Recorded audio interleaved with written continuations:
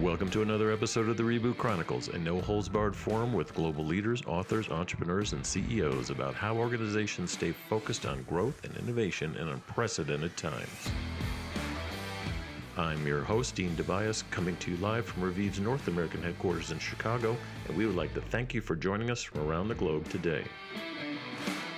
I'd like to welcome Brian Lima, cardiac surgeon and best-selling author of an inspirational autobiography that we're going to talk about called Heart to Beat. He was awarded the 2020 Doctor of the Year, and Dr. Lima is a global authority on advanced heart failure, heart transplants, and medical circulatory devices. Pretty heavy stuff. And he serves now as the surgical director of heart transplant and circulatory support at the Medical City Heart Hospital in Dallas, Texas. Big deal place we'll talk about. Welcome, Brian. It's good to see you again, by the way. Thank you. Thank you so much for having me. Anytime. You look like you're kind of in the scrubs, ready to go. You guys, have you had a busy season here going into 2022? Pretty busy. Had an emergency heart surgery last night to do, so kind of running around, seeing everybody. A lot of sick folks in the hospital, I bet. And some surgeries coming up. Yeah, when I first met you about a year ago, we had to postpone this, and first time because you had to go save someone's life, and I think the second time it was my fault. But when I met you, I was really struck by your childhood story about how quite frankly you were inspired by your father's heart attack, which usually people don't get inspired around. But I think you were like 10 years old, right? Right. Is that when you decided to become a heart surgeon? I mean, it's kind of young. Well, it got me interested in medicine, the idea of medicine, because it was so intimidating.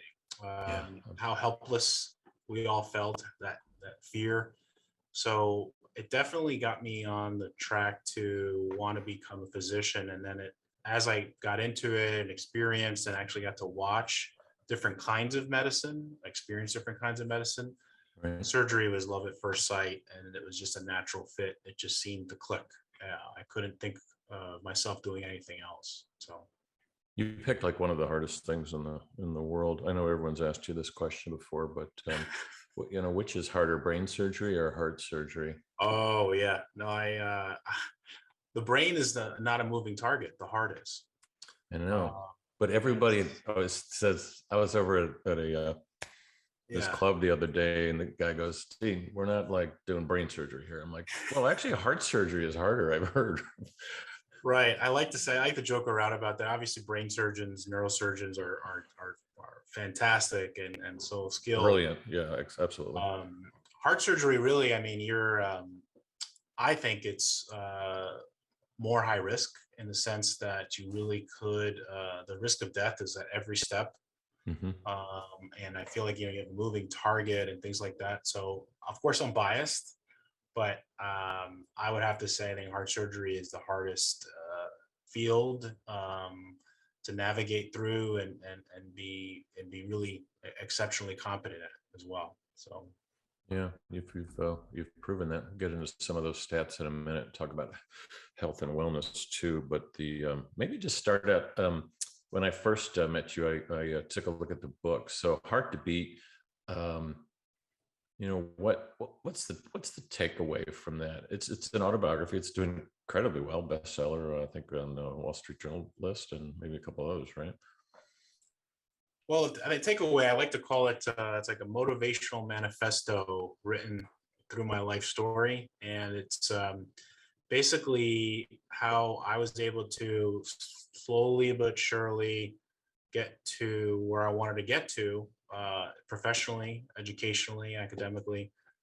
And statistically, if you would have tried to predict that trajectory, it was very unlikely. And it was just something I had to outwork everybody at every step of the way. And I think the main theme of the book is that through hard work, dedication, Mm-hmm. It really doesn't matter what, natural talent you lack. You can make up for a lot of that with just sheer effort and perseverance. And I think that's what my life really is a testament to, my life story, how far I've been able to come. And so that's really the main thematic idea of the book. So were you kind of the underdog when you were younger? I felt like it. I felt like it at every step. I always felt like I was undergunned. I Hmm. was not those. I never felt like I was the smartest kid in any of my classes in school, in college, med school. I felt like I always had probably a lower IQ relative to what I would, what I thought of as really geniuses with photographic memories in many instances. And so I really had to just work twice or three times as hard, spend as much, much longer periods of time to absorb the information, master the information. So I definitely felt like I was the underdog. Yeah.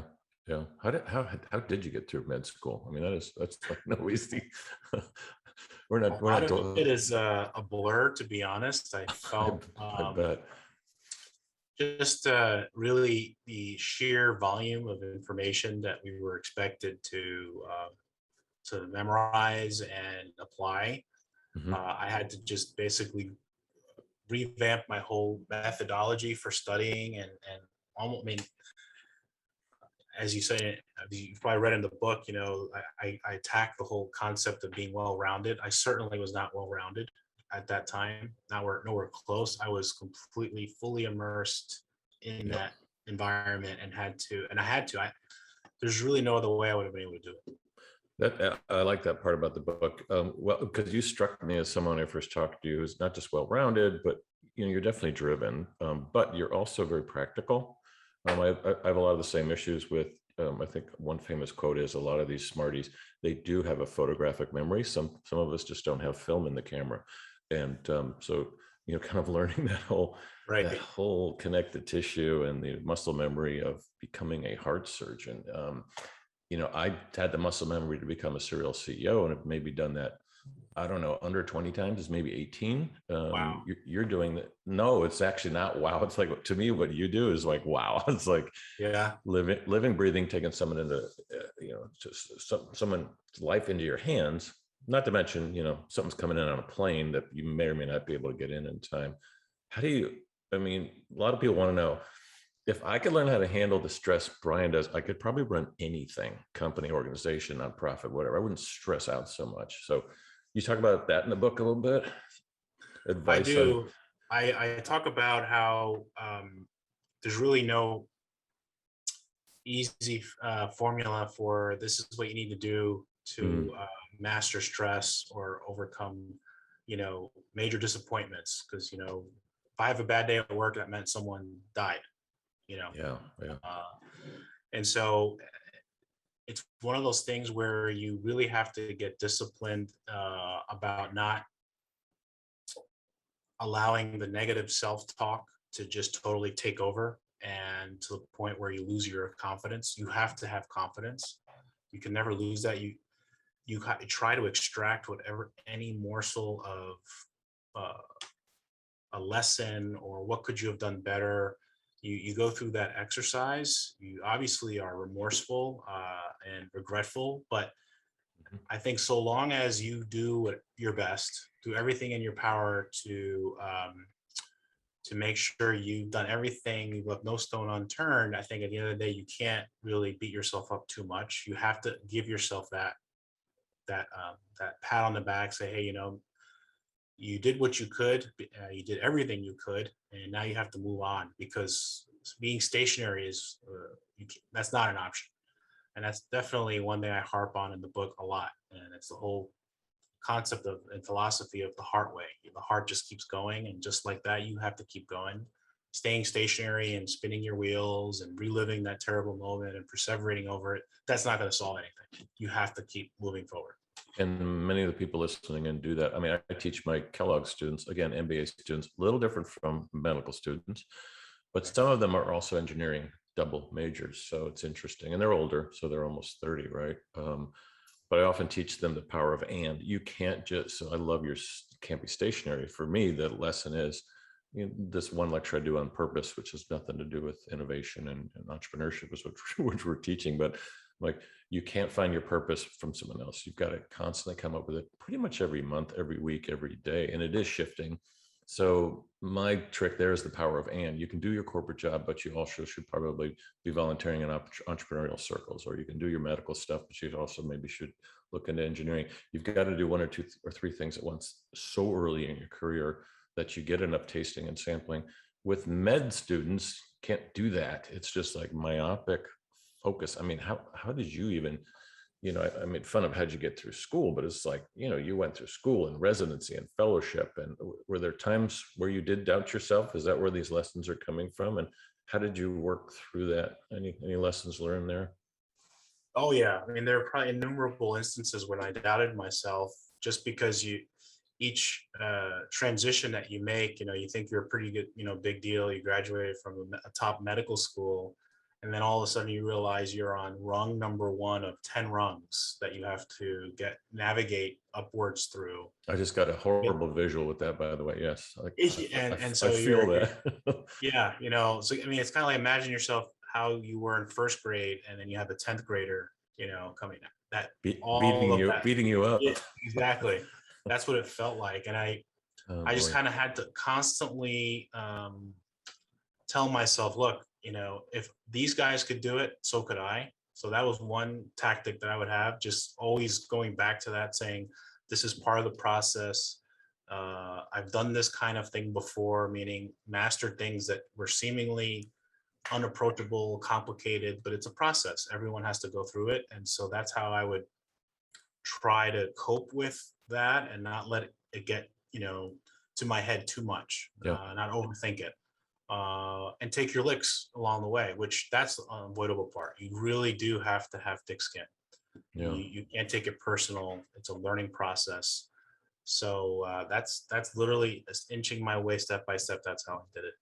Yeah, and I think there's a lot of I mean, you're on here not just talk about medical stuff, because there's a Right. lot of transference to that. And I was just telling the audience that, but there's so much transference of what you're saying into business leadership, into startups and entrepreneurship, and just running anything that isn't told from a perspective of what you've gone through. It's usually told from a perspective of business people like me, and they look at the books and they go, okay, I've kind of heard this 10 times already, but there's always like one little nugget in there that's different, where this one, the whole thing's different. So I think it's great advice for entrepreneurs, business leaders, civic leaders, quite frankly. But what else they might like to know is, they often come to me and ask me, I want to write a book. And I say, well, good thing to just get a couple page proposal going to see if it's really something that resonates with anybody. And they're like, oh, I'm too busy. I'm like, oh boy, you don't know what busy is. Look at Brian's life. So how did you actually find the time to, because you were already working when you wrote this. This isn't that old. You were probably doing 3 jobs at that time. How'd you pull it off? Well, it was a culmination of years, really, of just accumulating notes, things that would come to me, and reading a lot. I read a lot of other books and kind of got a sense for, hey, what's already been touched on, what's missing, what's really not out there yet, what's the message that I want to get across, what's the story that I want to tell. And it wasn't until I really had a good understanding of where my story could fit that I felt then compelled to finally, get some momentum, undo that inertia and really take that first step towards writing. And I think getting an organizational outline of what it is you want to, convey. Like you said, a book proposal is a good place to start, because that forces you to do all those things. You kind of have to have a good command of what others, in the subject matter that you're thinking about writing about, what's out there already. Where does your potential story fit, or your contribution fit? And then once you have that and you have an outline, then it's fleshing it out. And I think that is just being disciplined about step by step. I would write a little bit every day. And once I had the outline, it literally was something I wrote it over around 4 months. But it was a lot of work during those 4 months. But it was, you kind of get that momentum going, and you just go, you find time, an hour here, an hour there, weekends, off hours. Yeah, and you get pulled into a lot of emergencies that most of us don't get pulled into, or if we do, we say, "Hey, can we do this on Sunday?" And you don't have you don't have the option to ask that question. Exactly. No, it's good advice for also just starting a company, writing a business plan, whatever, just anything. Just put a little thought into it, organize your thoughts, and then I usually tell people hit the print button and set it on the table and read it tomorrow before you send that thing to anybody. Yes. And I'm not talking about book proposals, just anything. And Yes. so I often do that myself, and I read it the next day and I'm like, oh my God, what was I? I'm so glad I didn't send that. I'm so much Right. further along now in my thought process. It's only been 20 hours. Right. You know, it's so, for patients that have heart attacks or worse, need a transplant, it's usually when they see you, it seems to be a real wake up call to reboot their lives.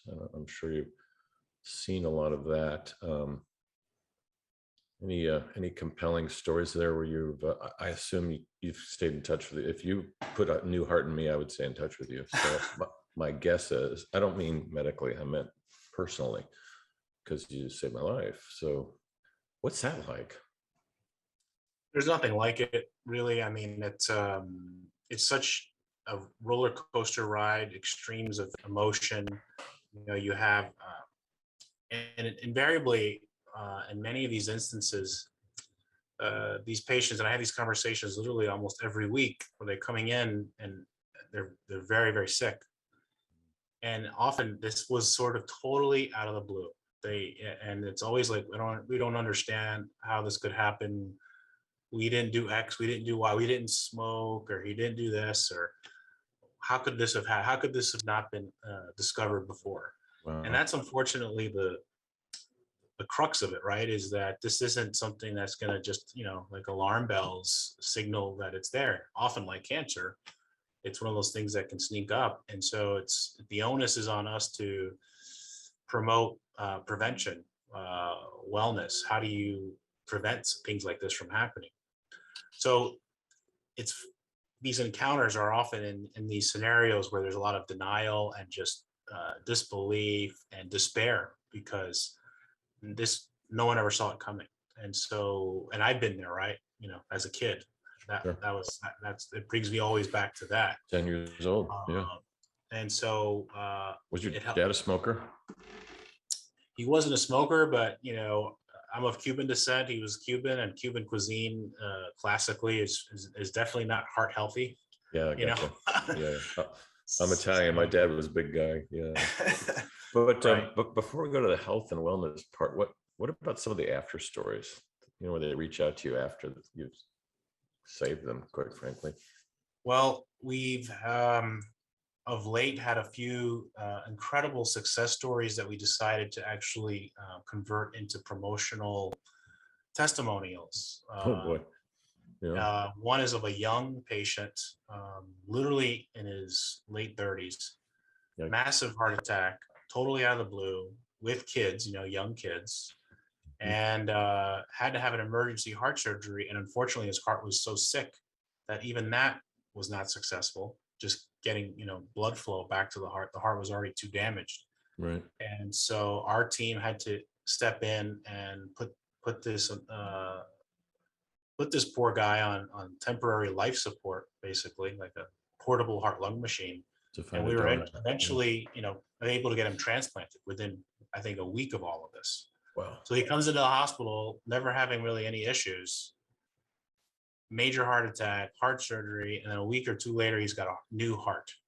But he's able to go back home and be with his family. And so that really, when you have little kids that were almost rendered fatherless, right? Mm-hmm. Mm-hmm. That, and you were able to help prevent that and reunite the family and get them back on track, right? And that's, one of the most emotional things, right? Because sure, there's saving that individual patient, but when you have such a huge impact on a whole family, and the future of that family and raising children, that That's remarkable. strikes a chord, of course, right? So A lot of ups and downs, and right. you've had a lot of ups and downs in your life. I think you share some of them in the book. What's been your hardest thing to overcome? I think the two hardest things were, number one, having how to navigate being on this, myopic, as you said, single-minded focus mission to Sorry, achieve I this. could have used a better word, but I love yeah. it. No, but you're on this mission. Okay, this is the goal. I'm going after it. You're hell bent on this goal, and then, oh wait, but how do I balance friends and family along the Mm, way with that? That's been really tough. That's been really tough. It goes back to the how I don't think you can really be well-rounded realistically. You can't be successful, in my opinion, in all aspects of your life at the same time, yeah, or to the same the whole degree. concept of work-life balance has been Right. thrown out the door, That to especially with me, COVID. It's gotten worse. yeah, that to me has been and continues to be, I would say, the biggest challenge is how do you balance all of that? How do you, because my job in particular, right, it's not a clock in, clock out. I can't say, hey, it's 5 p.m. I know I just did your big heart surgery, but I got to go. And Yeah, so it's tough. How do you not bring that home? How do you not let it affect you? that's Um, got to be tough on a marriage and a family. right. So that's an ongoing thing. I think with as I've gotten older, I've managed to do better and better with that, but it's not easy. It's something you have to work at, and it never stops, right? It's because it's very episodic, very seasonal. Hmm. Sometimes things aren't too busy, and sometimes things get pretty hectic. So you have to be able to pivot a lot in your personal life to accommodate the work life. Yeah, those of you that can't see the video because you're just listening on one of the podcast channels, I'm nodding my head a lot here because I went through a similar thing, when we're young and dumb and just Yeah. trying to conquer the world, and you kind of let things slip in terms of what's really important in your life. And I do talk to students about that. Most of them are still single, and I'm like, don't wait till you get married to learn this skill, because that is when I should have learned it before. Right. And as you get older, I don't know, in your job you can't do this, but as you get older, it's like you just have to figure, I don't give a hoot about certain things, and you have to let things go, so you do focus more on the important ones. But not if you're going to get a call at midnight that you have to come in and do heart surgery. Right. It's totally different than a CEO or a VP or a manager that's just starting out, going up the, what'd you say, ring one on the ladder. Right. It's About 10 or 100. Right. that is hard enough. So those are good lessons. You've talked a little bit around it. Let's just jump into it. So everyone wants to know whenever they're talking to a doctor, like, what should I do? And then the Mhm. doctor tells them, and they're like, yeah, that sounds great. And then they just go home. They don't do Sure. it. I think I'm talking about myself. So love to hear, Revive, our sponsor, is, health, beauty, and wellness diagnostics for people by taking a selfie, giving diagnostics and AI information about mostly things that go on their body, like skincare and makeup. But that industry is quickly moving into what you put inside your body is more important than what you're putting on it. Unless it's, a medical type of cream that you're putting on it. So I'm watching this whole health and wellness trend, bringing in food, bringing in, medicine, food is medicine, all these different things that we're working on in the different ecosystems I run into. But then I always sit back and ask a doctor, what should we be doing? Not just for heart attacks, but really with ourselves, with our bodies. What's your take these days? Well, I always refer back to what I regard, I think, is the most useful and simplest, easy to follow set of guidelines that the American Heart Association puts out, and it's Life Simple 7. And I'm writing this Uh, down. Go ahead. and there's 7 things that really all of us could do. It's not a foolproof plan of Yeah. avoiding heart disease, but it mitigates the risk. And it includes things like, number one, not smoking of any kind. Um, Exercising So regularly. even the recreational marijuana guys need to wake up a little bit, is what you're I saying. would say so. Seriously. Yes. Okay. Um, the idea of exercising, it's not just, it's literally moderate levels of exercise 3 to 4 times a week. Okay. And that ties into, having a healthy weight, not being obese, making sure your blood sugars are in check, your blood pressure is in check, your cholesterol is in check. Those 3 things really can't happen unless you're seeing a doctor. You have to see a physician or be seeing your annual checkup so that you know about these things. If you don't measure it, you don't know, right? And when you measure things, you improve them. Wait a minute, So you have, is doctor number 4, or is that yeah, part it's of the one of. first? So these aren't really any particular order. No, it's fine. Can I just stop you there though? Because Yeah. most of us, what's happened to the general checkup in this country is you go in once a year and they barely do anything anymore. It's all in the blood work. So, Well, some of it is blood work, but getting that blood pressure check, and mm, then so if yeah, things I aren't, guess my point is once a year isn't enough. Maybe that's the better point. probably not, especially if things are not where they need to be. Gotcha. 'Cause Okay. that thing that can accumulate over time. Um, but those are really the main. Obviously, it all ties into diet too. A heart healthy diet, which basically means low fat, low salt, portion control, things like that. It's not a one size fits all. There's a lot of variability there that could take on different versions, but the general guiding principles are that. um, it's hard to do all of these things, of course, right, at the same time, but it's important. These are things that can insidiously, over time, come together as like this perfect storm, right, and wreak havoc. And Mhm. so these are things though that we can all do. There's nothing out of the ordinary that most people out there could do. And you usually just hear about the diet and exercise, and people nod their heads and they, swing by McDonald's on their way home. Right. Not a sponsor of the program, so I can say that. The, anything else though that you've learned? I mean, you've mentioned stress a few times, and I'm probably terrible at managing it. I think I could say that out loud. Yeah, I mean that's health and wellness, right? And I Right. think Exactly. mental well-being ties into our overall physical well-being. And so getting enough sleep, um, whether it's meditating or other measures that you could take to mitigate stress. We all have stress in our lives, and I think modern society, I think, is more stressful. I can't remember the author off the top of my head, but the idea that we live in the age of stress, of fear. Mhm. We're always on the clock. We have our phones. We're always looking at our phones. We're able. We can be contacted 24/7, right? There's no escape. We live in a pretty It's hectic time. I call it Um, I call it the Moore's law effect. We're slaves to Moore's law and these devices, yeah, which is an email I sent you this morning. And I think technologically that's going to change. I think these devices are going to start doing more things for us and de-stressing, but we're still at that point where we're inventing this industry, right, and all it's done is made everyone busier and more right, distracted. I mean, probably the only time you're turned off, is when you're actually in the operating room.